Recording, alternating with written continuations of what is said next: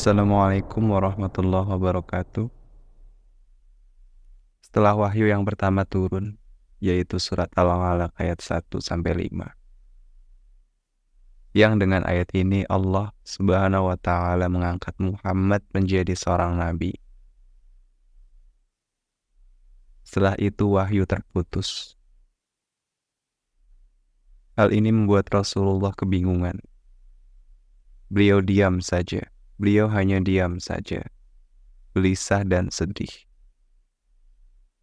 Al-Bukhari meriwayatkan di dalam Kitabut Tabir bahwa wahyu terputus selang beberapa waktu hingga Nabi SAW dirundung kedukaan seperti halnya diri kita yang sedang berduka.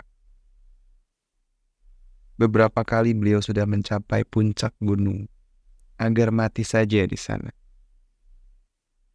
Tetapi setiap kali beliau sudah mencapai puncaknya dan terbesit keinginan untuk terjun dari sana, muncul bayangan Jibril yang berkata kepada beliau, "Wahai Muhammad, engkau adalah benar-benar Rasul Allah." Dengan begitu hati dan jiwa beliau menjadi tenang kembali. Setelah itu beliau pulang ke rumah. Jika kevakuman tersebut berselang lagi, maka beliau melakukan hal yang sama. Namun selagi sudah tiba di puncak gunung, tiba-tiba muncul bayangan Jibril dan mengatakan hal yang sama. Itulah yang terjadi pada Rasulullah di saat wahyu terputus. Ulama menyebutnya dengan masa fatrah, dan mereka juga saling berbeda pendapat soal jangka waktu masa fatrah ini. Ibnu Hajar al-Asqalani mengatakan, terdapat riwayat dari Tariq Ahmad bin Hambal dari Asy-Sya'bi bahwa rentang waktu fatratul wahyi adalah 3 tahun. Ini adalah pendapat yang dipegang oleh Ibnu Ishaq. Sementara itu Ibnu Katsir menyebutkan, sebagian ulama mengatakan bahwa rentang waktu fatratul wahyi adalah 2 tahun atau 2,5 tahun. Hal ini tertulis dalam Al-Bidayah wa Nihayah. Namun, Syekh Safiur Rahman dalam Sirah Nabawiyah karyanya sendiri mengatakan bahwa masa terputusnya wahyu hanyalah beberapa hari saja. Ini adalah pendapat yang kuat dan hampir pasti benar menurut beliau. Namun beliau tidak menyebutkan lebih rincinya tentang penjelasan masalah ini.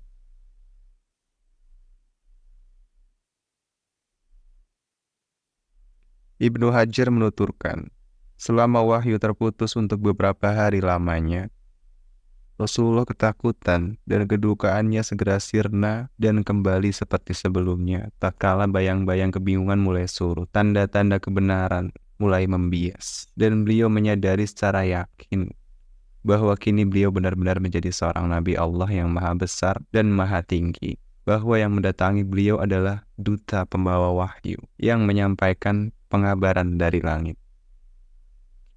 Kegelisahan dan penantiannya terhadap kedatangan wahyu merupakan sebab keteguhan hatinya jika wahyu itu datang lagi. Maka Jibril benar-benar datang lagi untuk kedua kalinya. Al-Bukhari meriwayatkan dari Jabir bin Abdullah bahwa dia pernah mendengar Rasulullah SAW menuturkan masa turunnya wahyu. Beliau bersabda, tatkala aku sedang berjalan, tiba-tiba ku dengar sebuah suara yang berasal dari langit.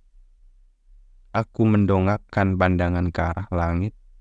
Ternyata di sana ada malaikat yang mendatangiku di Gua Hiro, sedang duduk di sebuah kursi menggantung di antara langit dan bumi. Aku mendekatinya hingga tiba-tiba aku terjerembab ke atas tanah. Kemudian aku menemui keluargaku dan kukatakan, selimutilah aku, selimutilah aku. Lalu Allah menurunkan surat Al-Mudathir ayat 1-5. Setelah itu wahyu datang secara berturut-turut. يا أيها المدثر قم فأنذر وربك فكبر وثيابك فطهر والرجز فاهجر. Dengan turunnya wahyu yang kedua ini, Allah menetapkan Nabi Muhammad menjadi seorang rasul. Nabi kita mendapatkan perintah dalam surat ini. Sepintas lalu ini merupakan perintah-perintah yang sederhana dan remeh, namun pada hakikatnya mempunyai tujuan yang jauh, berpengaruh sangat kuat dan nyata yang dapat dirinci sebagai berikut. Pertama, tujuan pemberian peringatan, agar siapapun yang menyalahi keridhaan Allah di dunia ini diberi peringatan tentang akibatnya yang pedih di kemudian hari, dan yang pasti akan mendatangkan kegelisahan dan ketakutan di dalam hatinya.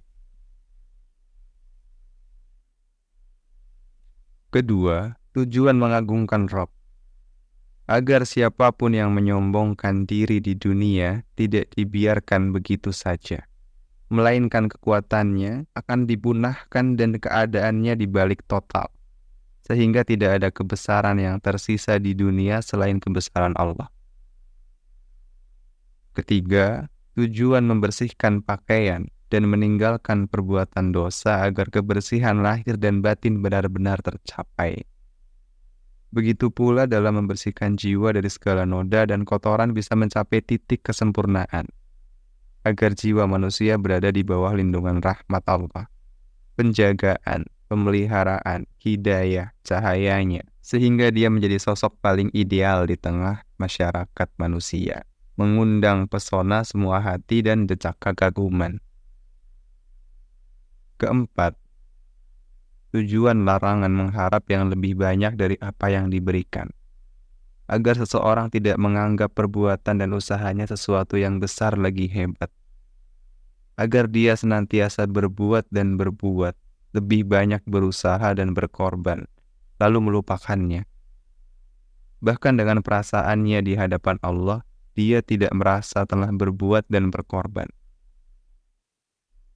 Kelima, dalam ayat yang terakhir terdapat isyarat tentang gangguan, siksaan, ejekan, dan olok-olok yang bakal dilancarkan orang-orang yang menentang.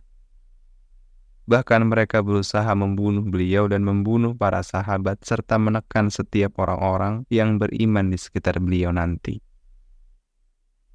Allah memerintahkan agar beliau bersabar dalam menghadapi semua itu, dengan modal kekuatan dan ketabahan hati, bukan dengan tujuan untuk kepentingan pribadi, tapi karena keridhaan Allah semata.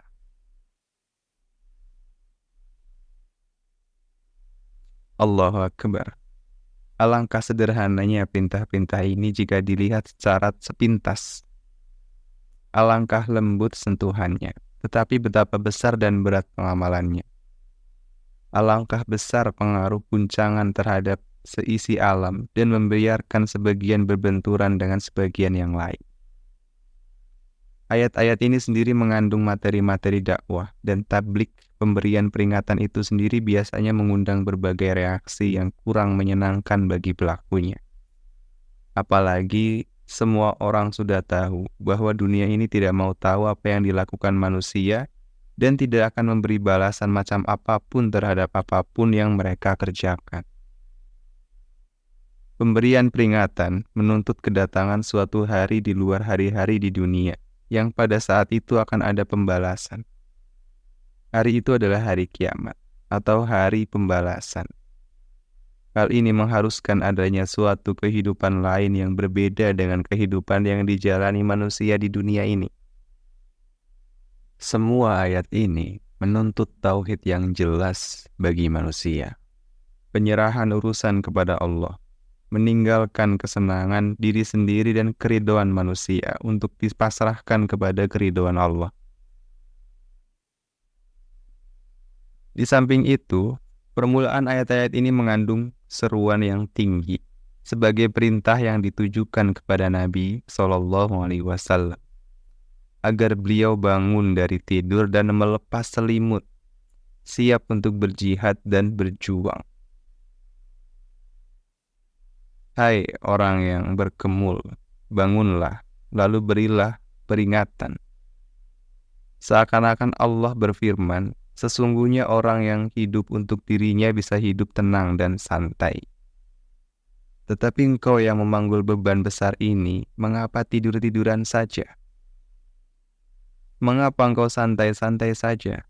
Mengapa engkau masih terlentang di atas tempat tidur yang nyaman dan tenang-tenang saja? Bangunlah untuk menghadapi urusan besar yang sudah menantimu. Beban berat sudah menunggu di hadapanmu. Bangunlah untuk berjihad dan berjuang. Bangunlah, karena waktu tidur dan istirahat sudah habis. Sejak hari ini, engkau harus siap untuk lebih banyak berjaga pada malam hari. Dan perjuangan yang berat lagi panjang. Bangunlah, dan bersiaplah untuk semua itu.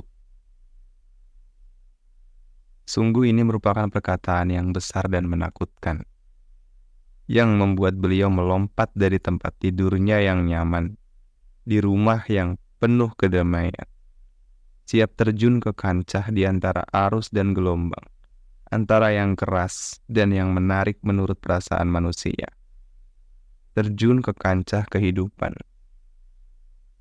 Maka Rasulullah SAW bangkit, dan setelah itu, selama 25 tahun, beliau tidak pernah istirahat dan diam. Tidak hidup untuk diri sendiri dan keluarga beliau. Beliau bangkit dan senantiasa bangkit untuk berdakwah kepada Allah. Memanggul beban yang berat di pundaknya, tidak mengeluh dalam melaksanakan beban amanat yang besar di muka bumi ini. Memikul beban kehidupan semua manusia, beban akidah, perjuangan, dan jihad di berbagai medan. Beliau pernah hidup di medan peperangan secara terus-menerus dan berkepanjangan selama itu, semenjak beliau mendengar seruan yang agung dan mendapati beban kewajiban yang besar. Semoga Allah memberikan balasan kebaikan kepada beliau dan kepada siapapun. Demikianlah saat-saat di mana kevakuman wahyu terjadi dan bagaimana turunnya wahyu yang kedua, yang membuat Rasulullah menjadi manusia yang memanggul beban paling berat di bumi ini. Semoga video ini bisa menambah wawasan dan bermanfaat bagi kita semua.